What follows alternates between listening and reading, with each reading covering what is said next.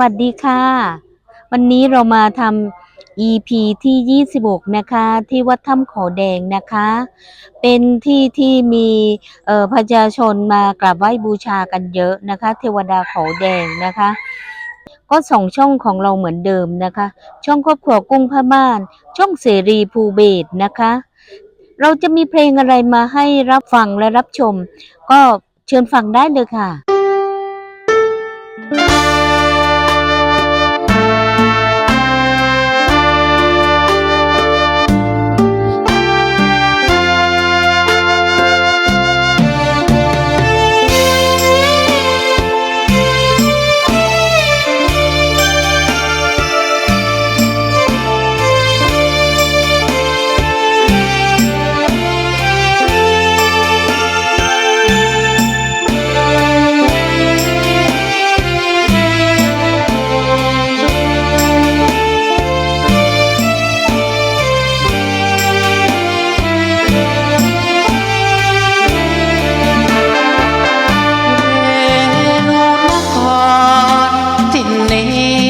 ยังมีมนต์กลางได้พบนวลนางดังเมื่อต้องมนต์แน่นิ่งน้องขึ้นใหม่ไว้ผมมวยรวยเพื่อตริงพี่รักเจ้าแล้วแท้จริงสาวเวียงพิงแห่งแดนอีสาน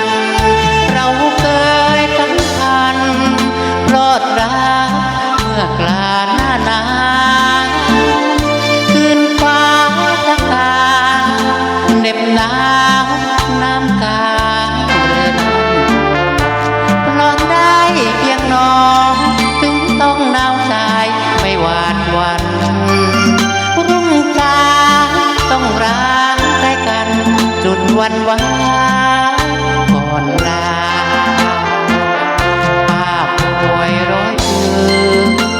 ไม่ชื่นเมื่อน้องอยู่ไกลดูถูกร้อยไห้ไม่กลายหนาวได้หรอกนา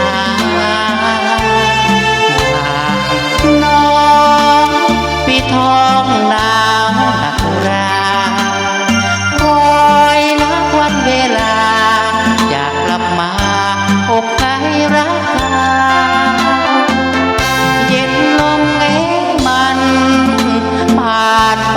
ยิ่งผ่าตะตอต้อน้องบังงอก่อนนั้นเคยกลอเคียงเจ้า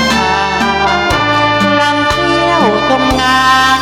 พระธาตุพนมยามหน้าหนาวพี่ยังไม่ลืมน้องยาวโอ้แม่สาเรนู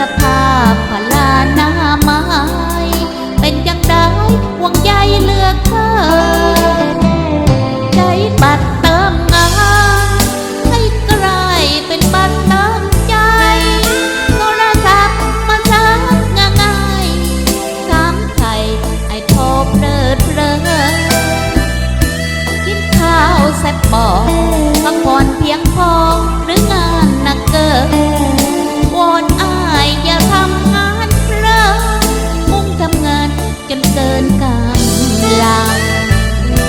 กินข้าวแล้วยังอีกครั้งกับคำถามนี้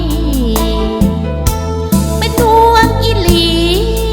คนดีที่ใจเฝ้าหวังเฮ็ดงานสะอายบัดเติมใจน้องใกล้หมดตังค์เอาไว้เมื่อใดว่างค่อยมานั่งกินข้าวน้ำกัน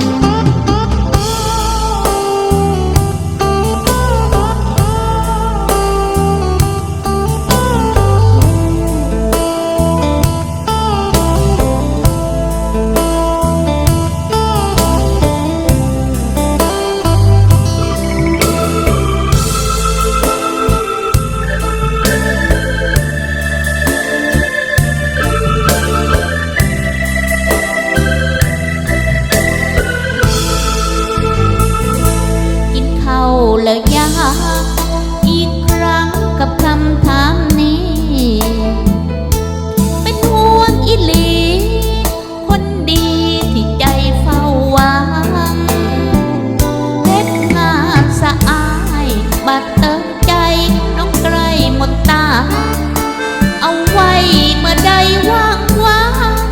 ค่อยมานั่งกินข้าว